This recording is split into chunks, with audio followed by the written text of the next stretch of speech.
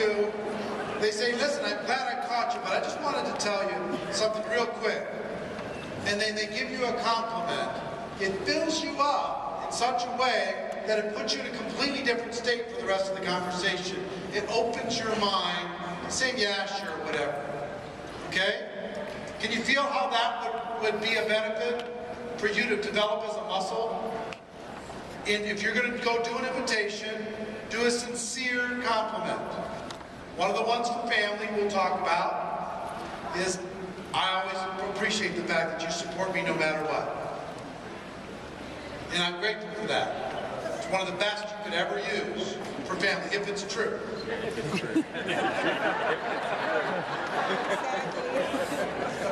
Even if it's not, it'll head them off at the pass.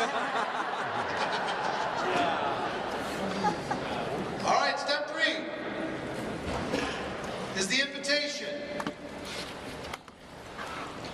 So you said, hey, listen, I'm running out the door, don't have a lot of time, and I'm glad I caught you. If there's something I want to talk to you about, I've always respected the fact that you've got a really good eye, and that's why I wanted to talk to you. Appreciate, our friendship.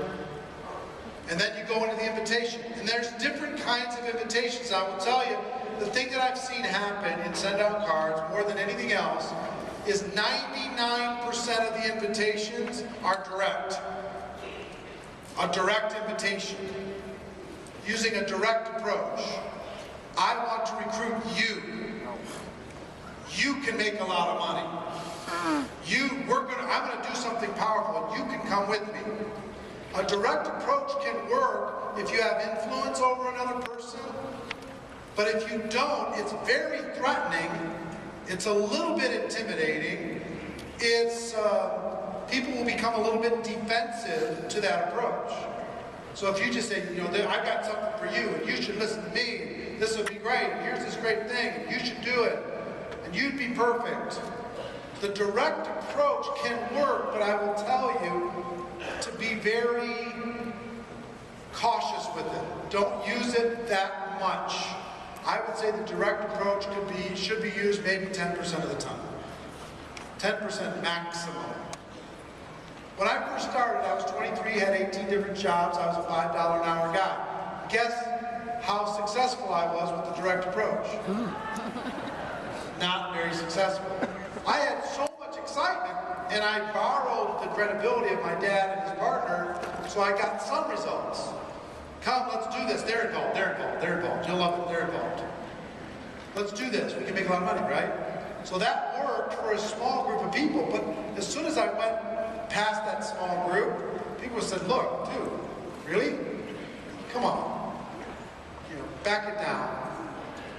You know who you're talking to? It's like, so it didn't work for me, and I learned how to use indirect and super indirect, which we're going to talk about, and that's what you should spend most of your time doing, is indirect and super indirect, and I'm going to tell you exactly how to do that. Let me give you some examples of direct, and we're going to put all this together. You're going to be practicing all of this together. Direct approaches. If you know something about somebody, they're complaining about something. Curtis says, I just don't have enough free time. The first one's great. When you told me you didn't have enough free time, were you serious? You're just kidding around. I was serious. Oh, great. I think I got to wait for you to get some more free time. And then you can lead into the rest of the invitation. I'll show you the rest in a second. I think Tommy, I think I found a way for us to really boost our cash flow. And that, I know that about Tommy, and he's going to become cash flow. Yeah, all right. I go to David, I say, I found something you really need to see. I go to Ivan, I'm launching a new business, I want you to take a look at it. When I thought of people who could make an absolute fortune with a business like this, I thought about you. So it has little pieces of compliment in it sometimes.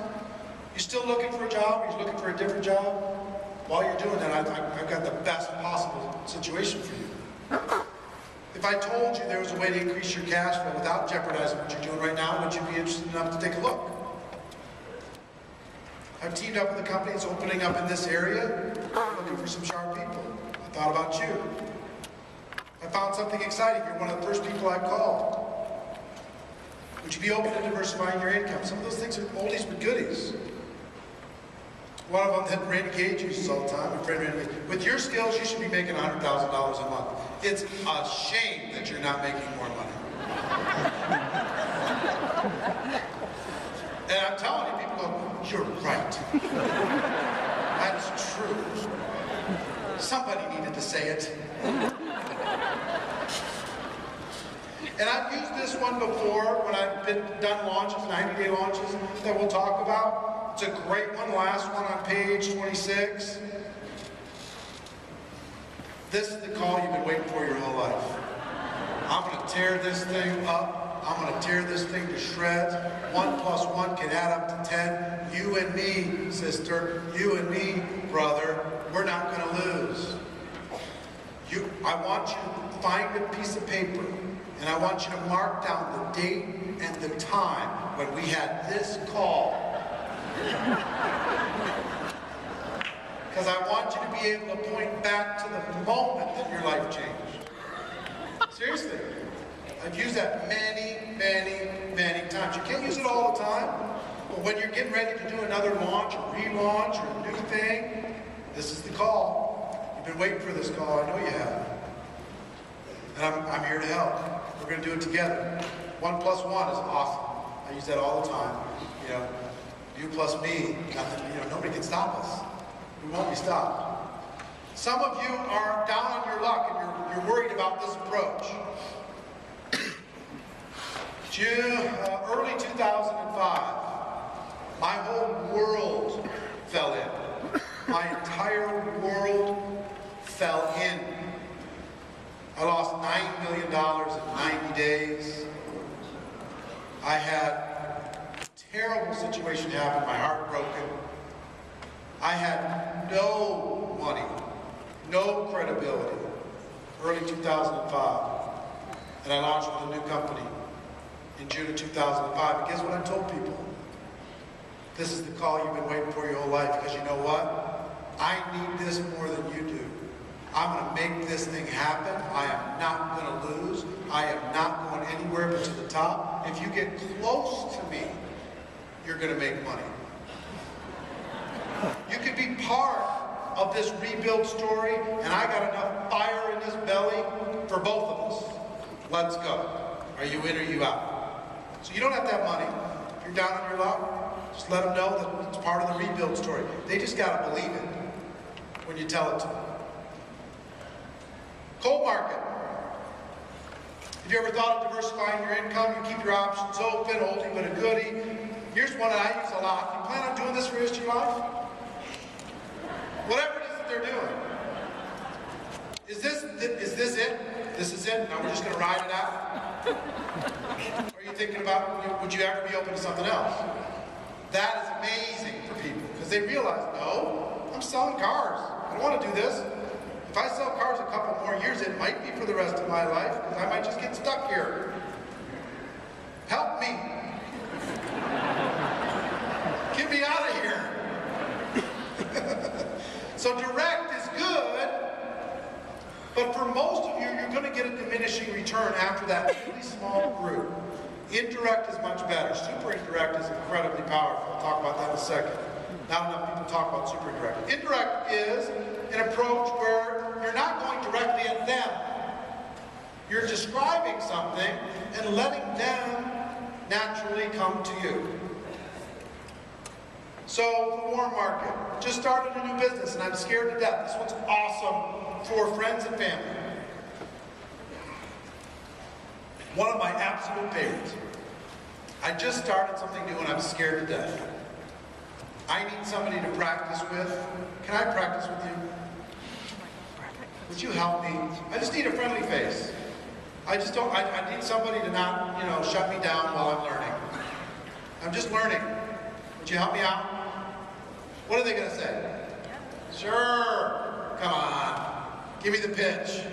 And you can read it to them at that point. Doesn't matter. They'll let you practice. If you're really practicing, they'll let you practice.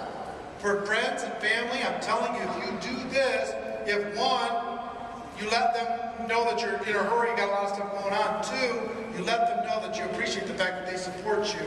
And three, then you say, I'm nervous. nervous. I'm scared to death. I'm just getting something started. Can I practice with you? What do you think's going to happen? Sure. Bring it. No problem. Before you even start, they're going to be a customer. Before you even start, the chances are excellent they'll take a look at the business. I'm thinking about getting started with a business. I can run from my house. Would you help me check it out? Yeah, thanks. See if it's for real. Found a business I'm excited about, but what do I know? You got a lot of experience, a lot more than I do. Would you look at it for me if I made it easy on you? I found out if I made it easy on you, that little word, that little phrase was powerful. If I show, would you look at something for me if I made it easy on you? In other words, because when you ask that question, a lot of people say, I don't know if I have the time. I'm busy. I got stuff going on. I'll do you a favor, but... So if you say, if I made it easy on you, it works really, really well. A friend told me the best thing I can do in starting a business is to have people I respect take a look at it and give me some guidance. I respect you. Would you be willing to do that for me? For negative and cynical people, I started a business, really need somebody to poke holes in it. Nothing gets past you. Would you be willing to examine it for me and submit a report?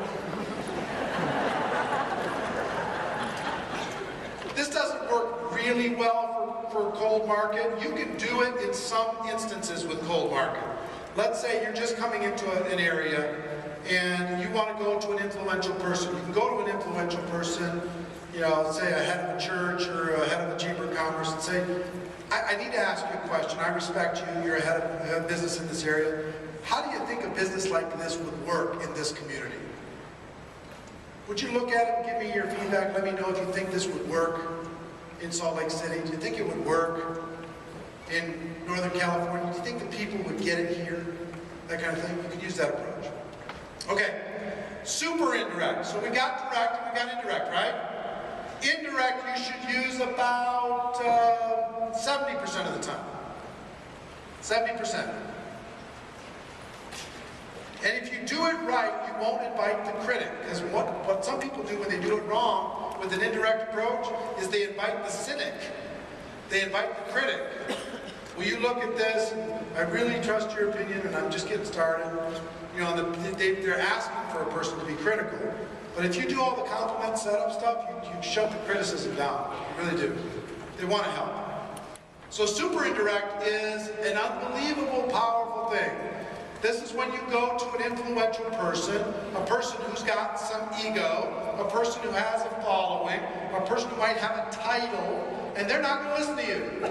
If you're a 4 on a scale of 1 to 10 on an influence scale and they're a 10, you use super indirect with that person. Okay? So if you really look up to them, you really admire them, and they know it, or they're a big shot and they know it, you use super indirect. And super indirect does this. I go to Sam, and I say to Sam, Mr. Robinson, I really appreciate how smart you are, and thank you for and intelligent and business savvy you are, and I really appreciate just giving me 5 minutes of your time. I'm grateful. I've respected you for a long time, and I have a business that I'm launching in this area, and it's not for you. It's not for you. It clearly wouldn't be for you. But you know people that, because you know more people than I do, and some powerful people. If I showed it to you, could you maybe think of some people that you might know you could introduce me to? Because I'm looking for some sharp, ambitious, money-motivated people who can help me build something and get residual income in this whole area for a long period of time. As I'm saying that, does any names strike your imagination? Can you think of anybody? Yeah, Cody Bateman, okay. But if you'll do that, he's going to say yes. And they say, look, if you want to introduce those people to me, I'd make it worth your while. I'd make it worth your while. I'd figure out a way to make it worth your while. In reality, 99.9% of the time, as he introduces somebody to me, he's going to say, before anything happens, we're going to talk again. Because I want to get one little spot above that person. Right? So a super indirect approach says, this isn't for you, you're not a prospect, I'm just asking for some guidance and some direction, maybe you can point me towards somebody else. You could go to the head of the Chamber of Commerce and say, who do you know that's ambitious, money motivated, can help me run this area? Who do you know? Can you connect me with them? You can go to the head of the church. Who do you know that's entrepreneurial in the church that maybe you can introduce me to that might have an interest in this? I want to show it to you. You can let me know. You can go to the person that runs the car dealership. Do you know anybody? Because you deal with successful people all the time. Could you introduce me to somebody? Super indirect approach I love because it gives you this artificial posture. You could say it's not for you. I understand, but it's not for you. I know you're busy. I get it. Because in their brain, they're going to be going, what do you mean it's not for me? Don't you tell me it's not for me. It might be for me. I don't know. I'll be the judge if it's for me. And all of a sudden, you're behind all the barriers. You're behind all the barriers. So super indirect, give you some examples, page 28. The business I'm in clearly isn't for you, but I wanted to ask, who do you know that's ambitious, money motivated, be excited about an idea of adding some more cash flow in their lives? Who do you know that might be looking for a strong business that they can run from their home? Who do you know that's hit a wall with their current business? Great question. Who's hit a wall with their current business, might be looking for a way to diversify? Do you know any sharp people who live in the blank area? Yes? Great. Can I get their name and email address if you have it? I've got a business expanding. Want to see if they think it would be successful. If they think it would be successful there. Do you know anybody involved in a serious job search? Any of those different kinds of questions. So, you make the invitation. And we're going to put all this stuff together and I'm going to have you practice because you're going to need to practice to get this part of you. So if I'm thinking about a person, I think about somebody, I'm going to say, okay, how am I going to compliment them? What's my approach going to be? Direct, indirect, or super indirect? I pick my approach, and then I pick the tool, event, or product. Am I going to lead with it? Am I going to invite them to a tool, an event, or product? One of those three. And I start the invitation. And I go through it, and one of the most powerful phrases in all of network marketing, one of the most powerful is, if I, would you? If I, would you? This little phrase has been tested for 20 plus years. I've heard a million others. Nothing works as good as this. In the entire invitation universe, nothing. It's reciprocal. If you're offering something first. So for example, I go to Curtis, I say, listen, I'm running out the door, I don't have a lot of time, but I've always respected, you're such an ambitious guy. You've done so much at a young age. I've always admired that about you. And I decided I'm going to use an indirect approach. I found something in this, I'm launching in this area. I found something in Connecticut that they're looking to expand. And I thought about you. And all the information's on this DVD. If I gave you this DVD, would you review the information? Yeah. If I gave you this magazine, would you look through it? If I gave you a link, would you go review the short video presentation at the link? If I got one of the most successful people in the business on the phone, would you talk to him for a few minutes? See what I mean? If I did any of these things, if I gave you a CD, if I gave you a number for a conference call, if I would you, it sets up an almost natural yes. The reflex action is yes. Where in most invitations, reflex action is wait. What is this? What's going on? What's happening? What are you doing to me? I'm sensing some problems. Danger, Will Robinson.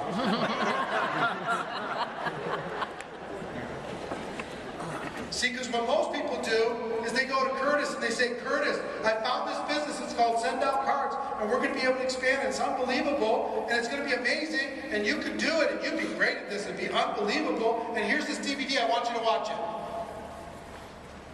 Curtis is going to go, cool, got it. Is he going to watch it? No shot. But if I'm in a hurry, I compliment him, I do the invite properly, and I say, if I would you, I haven't given the DVD yet, by the way. He just said yes. If I would you, he says yes. That leads to step number 5. The time commitment. I'm going to show you how to get 80 to 90% effectiveness on an invitation and a presentation. 80 to 90%. When most of you are getting 5 or 10% now. 80 to 90%. So I go back to Curtis. I say, if I give you this DVD, would you watch it? He says, sure. When do you think you can see it for sure? That's number 5. When do you think you can see it for sure? 6 o'clock tonight. I don't care what answer he gives me. Any answer's fine. So let's say you're busy right now. Give me a different number. So if I gave you the DVD, Curtis, would you watch it? Okay, when do you think you can see it for sure? By March 1st. Fantastic. I don't care the date. You can give me any date. That leads to the next question, number 6.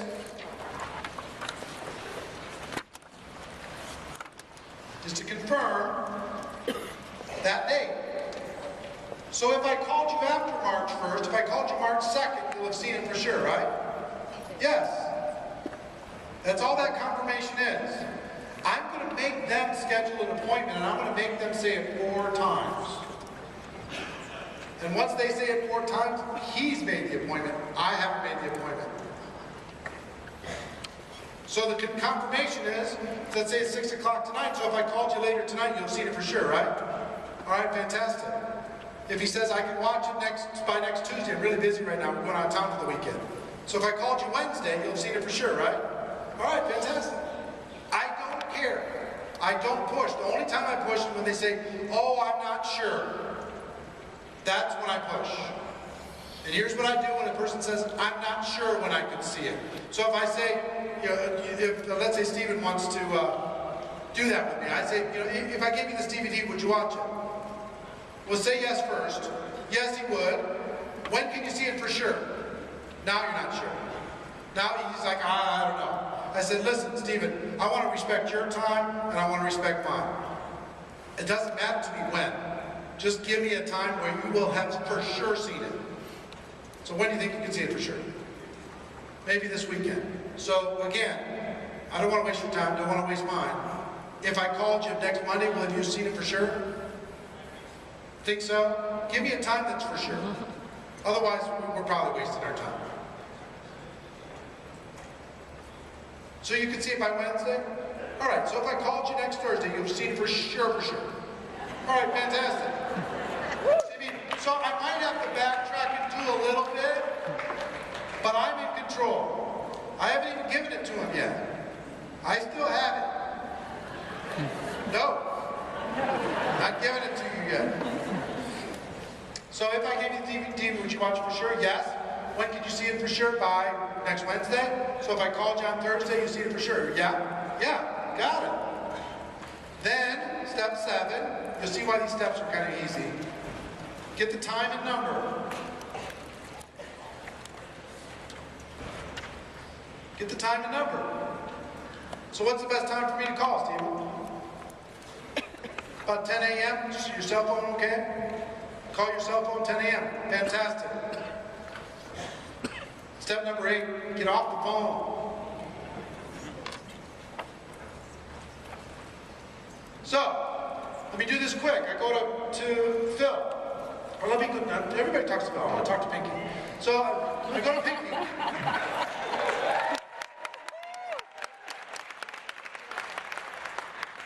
So I go to Pinky and say, hey Pinky, how you doing? Listen, I'm in a hurry. I know you're busy too. But I always respect you. You juggle everything. You make your family's life work in an unbelievable way. You deal with Phil, who's just, he's a diva. And you kind of manage that. You deal with it all the time. You manage the kids, you manage all this stuff. But you also have a great, kind of a cheerful, optimistic, upbeat, energetic feeling about you all the time. I don't know how you do it, but I respect it about you a lot. And I run into a business that I think really would take off in your area. But I don't know your area as good as you do. If I gave you some information, I've got a magazine here, if I gave you this magazine, it has all the information, would you review the magazine and let me know if you think it would work in your area of the country? All right, so when do you think you can see it for sure? You look through it and really kind of analyze it. By tomorrow. So if I called you, on Monday, if I called you on Monday, you'll look through it by then? All right, so what's the best number and time for me to call? Sell after 9 o'clock at night, so I'll call you around 9:15 at night, Monday night. Okay? I appreciate it. Here it is. I gotta go. How long did that take? A minute? Did it feel like it would have been unnatural to throw in an objection, wouldn't it? The way you do this will make objections go away. It just will. Somebody says, what is this? I'm saying, I'm giving it to you so you can see.